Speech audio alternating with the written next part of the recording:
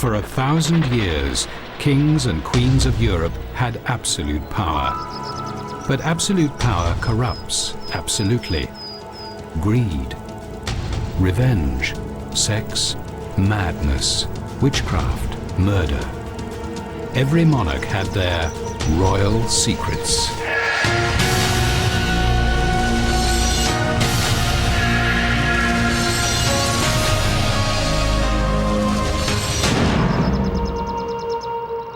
Because monarchs claimed God empowered them to rule, those who wanted to control a royal sometimes turned to an equal power, the devil. French King Louis XIV's mistress used black magic to hold him and kill her rivals. Austrian Emperor Rudolf II was driven mad by magicians and alchemists. And the English boy king Henry VI was bewitched by his aunt. These kings fell under the dark spell of sorcery.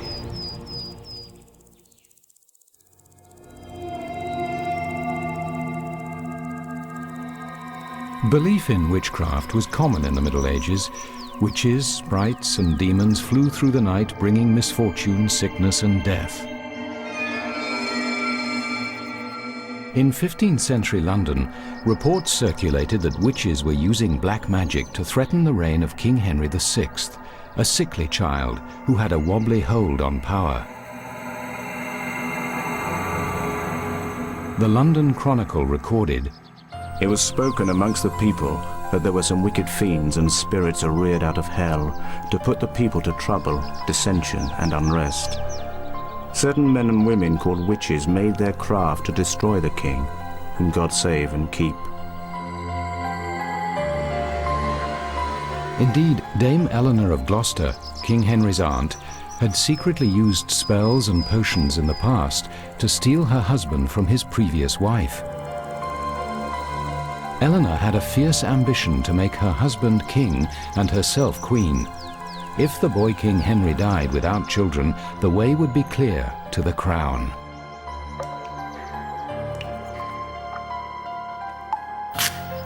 Eleanor's accomplices in this plot were Roger Bolingbroke and Robert Southwell, both well-known sorcerers.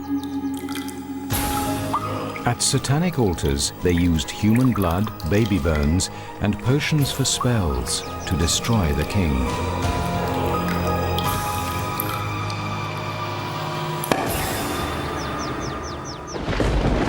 On the 15th of July 1441, a vicious storm struck England, threatening Henry's life as he travelled to London. The king's allies called it the work of witches and used the event as a pretext to come after Henry's aunt Eleanor. Loyalists from Henry's court found Bolingbroke and Southwell in their coven and arrested them, but Eleanor avoided arrest by escaping through a concealed door.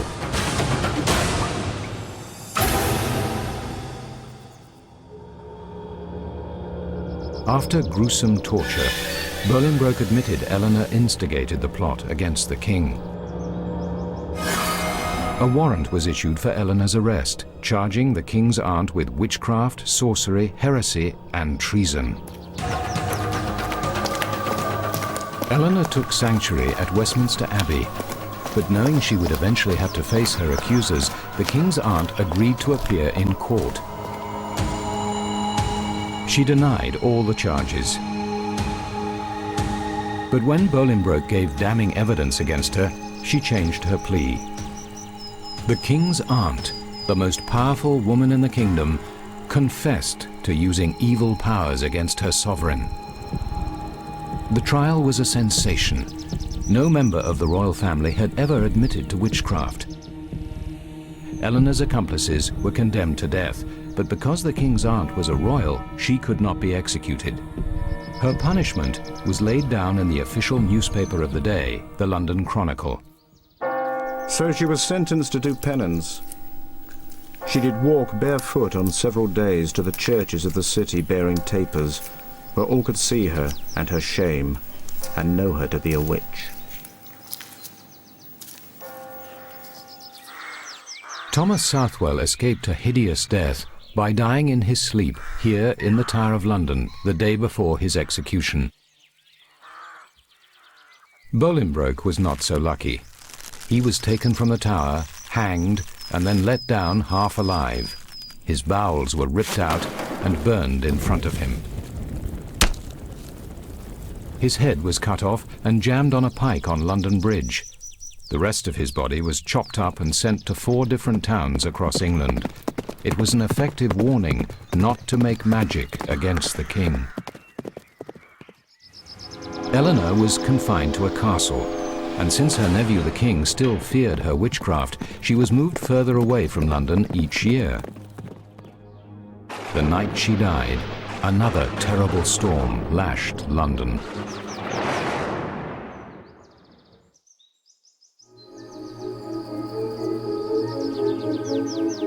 While Henry VI was the victim of black magic, 100 years later, Rudolf II of Austria tried to use witchcraft to his own ends. It would cost him his sanity. I know that I am dead and damned. I am a man possessed by the devil. Ruler of Bohemia and Holy Roman Emperor, Rudolf II was convinced he was cursed. Inheriting mental instability from his great-grandmother Joanna the Mad, he suffered his first mental breakdown at 26.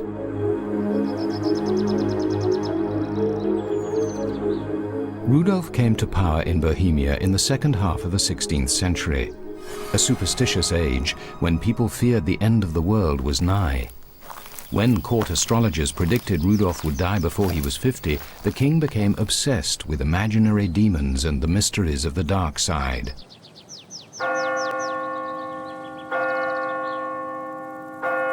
Paranoid, Rudolf turned to magic to save himself.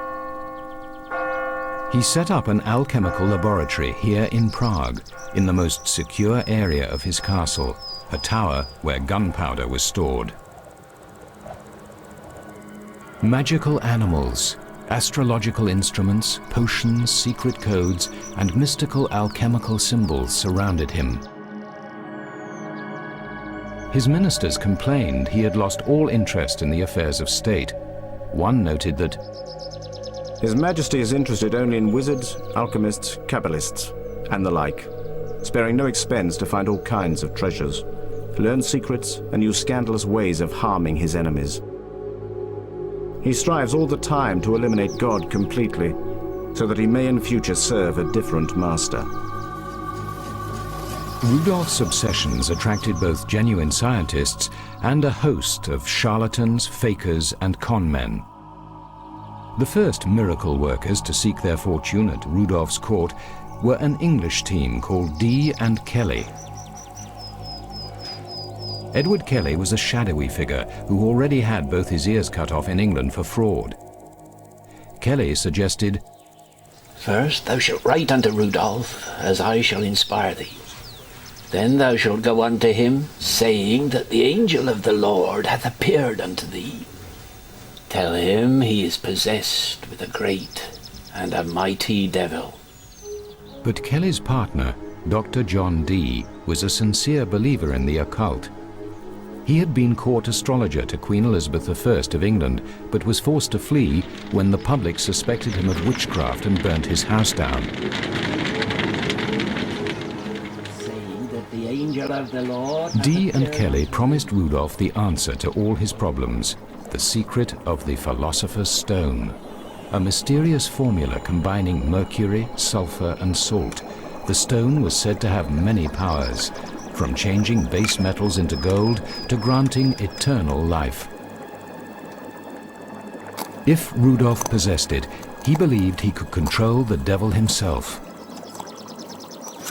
Dr. Dee labored night and day in his quest for the stone.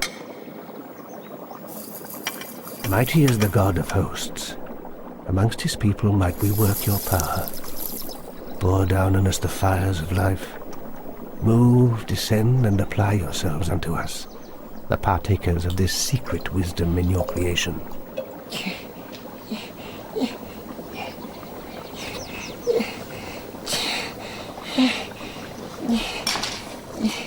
But when Dee's experiments came to nothing, the furious King Rudolf reacted by expelling him from the country. Dr. Dee blamed his failures on evil demons conjured by Kelly, but Kelly also failed to produce the magical Philosopher's Stone. Again, Rudolf's disappointment turned to rage, and he had Kelly locked up in the Powder Tower. There, Kelly fell to his death trying to escape from his guards.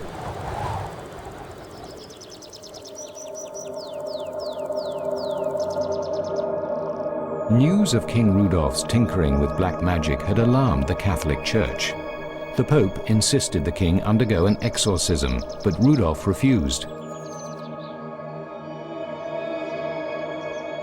The paranoid king came to see the church as a feared enemy and refused to observe holy rituals.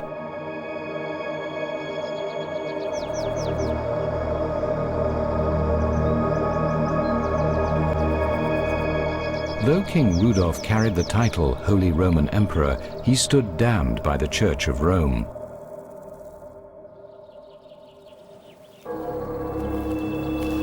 But rather than repent, Rudolph descended deeper into the occult.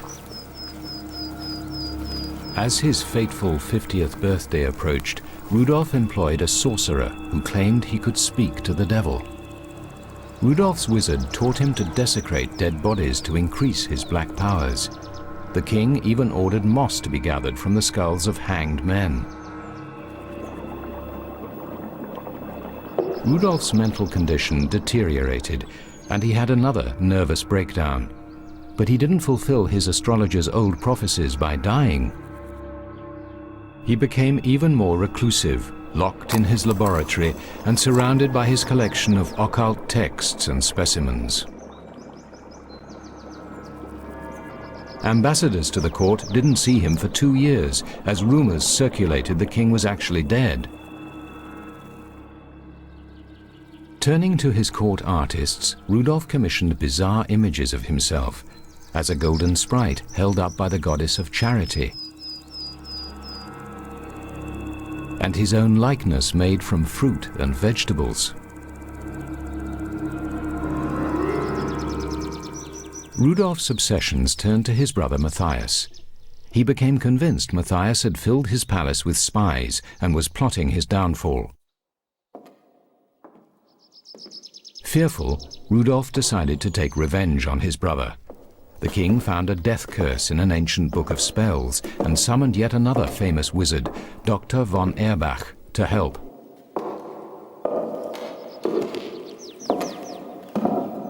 The wizard brought Rudolph to an obscure grotto on the edge of Prague to launch the death curse.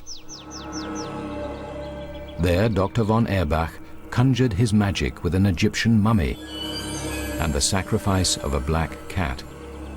The curse failed, but the seance was so disturbing it drove Rudolph deeper into madness. Yet again, magic failed to save the disturbed king. Instead, dabbling in the black arts broke the unstable Rudolph. After his brother Matthias declared Rudolph unfit to rule, he rarely ventured outside his castle again. Rudolph II died irretrievably insane.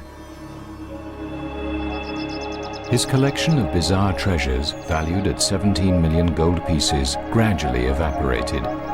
But as these symbols attest, his magical influence left its mark all over his capital city of Prague.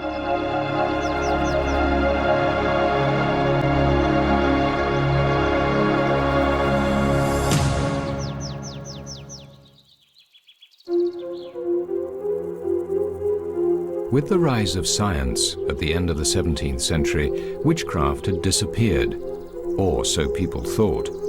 Then a sex and sorcery scandal exploded at the French court of King Louis XIV. For nearly 30 years during the king's reign, secret records of the scandal were kept locked in a simple black case. This was the report by Parisian Chief of Police Nicolas de la Reynie, describing a black magic conspiracy that reached into the darkest depths of human depravity.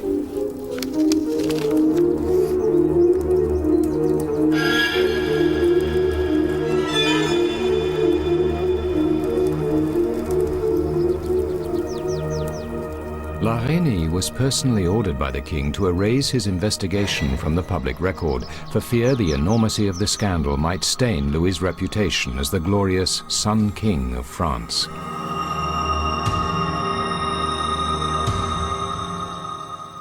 The late 1600s were France's golden age, when King Louis built the Palace of Versailles, where the arts, sciences, and sexual escapades flourished.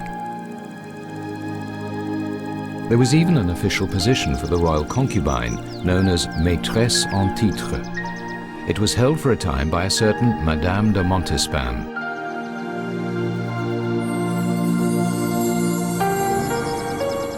The scandal unraveled when an anonymous tip about a plot to poison the king led Chief of Police La Reynie to investigate. The policeman quickly discovered not just one plot, but a series of poisonings in the court. This woman, the Comtesse de Soissons, one of the king's lovers, was suspected of having poisoned her husband. Other noble women were also suspected of poisoning their spouses. When the noble women fled together, their guilt was apparent. To investigate the growing scandal, La Reynie was ordered to reinstate a special court, the Chambre Ardente, or burning chamber. It was convened in secrecy in a room draped in black and lit by candles. Originating in the Middle Ages, the court investigated cases of poisoning and sorcery and reported directly to the king. It had not met for over 100 years. Police Chief La Reynie observed, It appeared that human life was up for sale. That poison was the only solution to a family's problems in this city. La Reynie's investigation led him to the quiet suburban home of a fortune teller known as La Voisin. It turned out to be the lair of the greatest witch in Paris, and poisonings were the least of her endeavors. La Voisin's clients told of 10,000 babies aborted by the midnight hags, of sessions spent summoning up the devil, of objects flying around the house.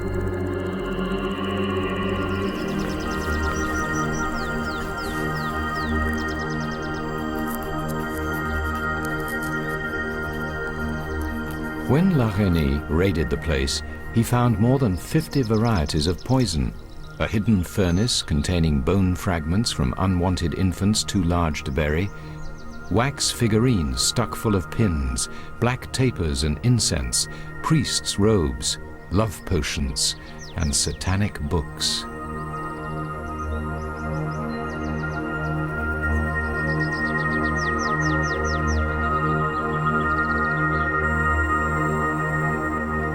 When the police chief questioned her, the witch admitted her crimes. Nothing is impossible to me. Only another god can understand my powers.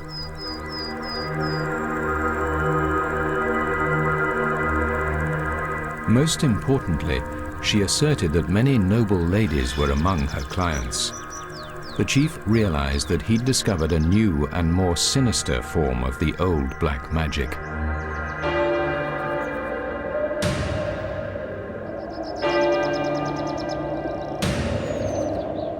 La Voisin, aided by one of her lovers, a defrocked priest, had combined the ancient techniques of witchcraft with a mockery of the Catholic Mass. The witch ran the Mass backwards and included nudity. Most chillingly, she added human sacrifice. Another of La Voisin's lovers, the Paris executioner, supplied her with human fat to make black candles. She called her new rite the Black Mass. But what really shook the police chief was his discovery of La Voisin's client list. Heading it was the king's official mistress, Madame de Montespan. La Reynie knew he had to tell the king.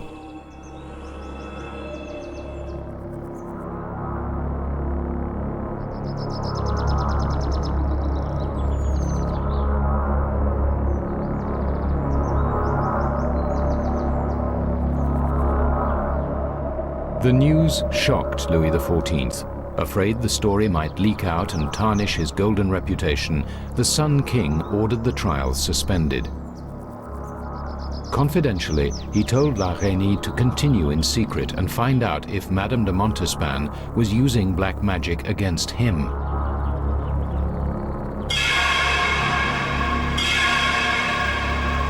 She was.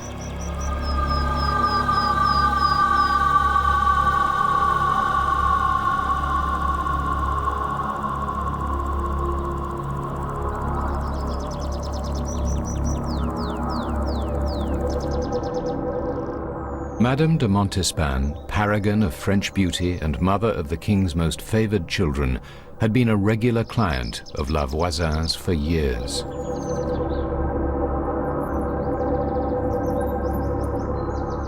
Her near-naked body served as an altar while La Voisin and the priest performed the Black Mass ritual by the light of the witch's evil black candles.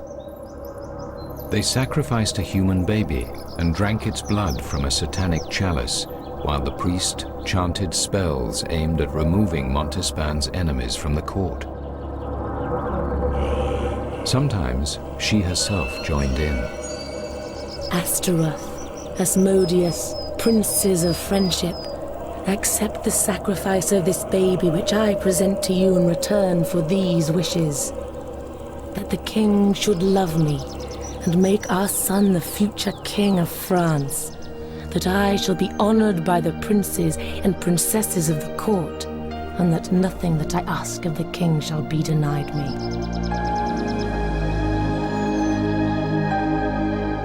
Not content with magical spells alone, the mistress had been spicing the Sun King's food with powdered bat's blood, testicles of cockerels, ground beetles, goat sperm, dried human fetuses, and toad's venom.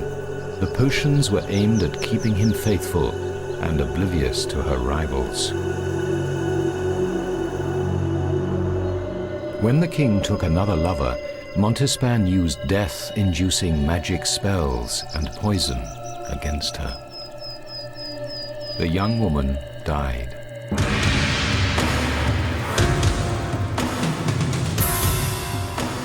Confronted with the enormity of the contagion in his court, Louis XIV moved quickly to suppress the scandal. He ordered the witch La Voisin burnt to death. The king also stopped the trial and set the accused free, warning his courtiers never to speak of it again. Taking action against any of his nobles would risk exposing the entire scandal. Police Chief La Reynie called it a travesty of justice and noted wisely that the very enormity of their crimes proved their safeguard. Madame de Montespan was discreetly removed from court and became piously religious in her old age. The incriminating evidence was locked in a black leather case, and 28 years later, King Louis XIV had it all burned in his presence. With the evidence gone, Louis now felt sure his name would remain unsoiled by the scandal. But the king didn't realize that Police Chief La Reynie had kept his own records of the events in private diaries. Though the diaries lay unstudied for 2 centuries, their recent discovery has cast a deep shadow over the reign of the glorious Sun King of France. The dark side was a force so powerful even royalty could never ignore it. It haunted King Louis XIV of France from beyond the grave, drove Rudolph II of Bohemia insane, and terrorized the boy king Henry VI of England.